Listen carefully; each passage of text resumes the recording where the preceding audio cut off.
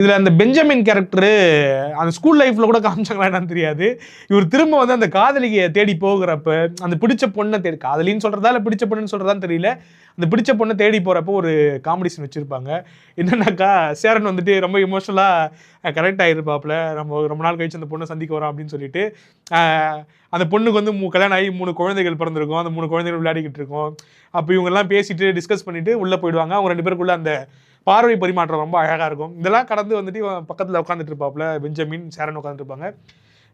நீங்கலாம் 3 பேரும் வந்துட்டு மல்லிகாவுடைய பசங்களா அப்படின்னு கேட்கும்போது ஆமான்னு சொல்லுவேன். ஒவ்வொருத்தங்க பேரா கேட்கும்போது ஒரு பையன் கிட்ட வந்து உங்க பேர் என்ன அப்படின்னு சொல்லிட்டு சேரனை பார்த்து கேட்டோடனே செந்தில்னுவாரு.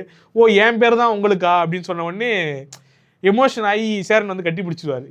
ஏன்னா நம்ம பேரை வந்து வச்சிருக்காங்களே அப்படின்னு சொல்லிட்டு.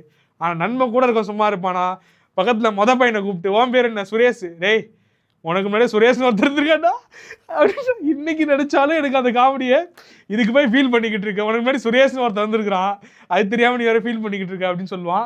அதை தாண்டி வந்து உன்ன மாதிரி 100 செந்தில் இருக்கான் ஊர் உலகத்துல அப்படின்னு சொன்ன உடனே டென்ஷன் ஆகி சேரன் பொழிச்சுன்னு ஒரு அடி வைக்கிறதும் அது எக்ஸ்ட்ராடனரியா இருக்கும். இன்னைக்கு வரைக்கும் அந்த காமெடி சீனை யாருமே தவிர்க்க மாட்டாங்க. இன்னைக்கு ரீல்ஸ்லயும் கலக்கிக்கிட்டு இருக்கக்கூடிய ஆக்சுவலா ஒரு நண்பனை நம்ம இன்னைக்கு அப்படி தான் அப்ரோச் பண்ணுவோம். அவன் வந்து லைஃப்ல ஏதாவது ஒரு விஷயம் ஹார்ட்ஷிப்ல இருந்தாலும் அவனை கலாய்ப்போம்.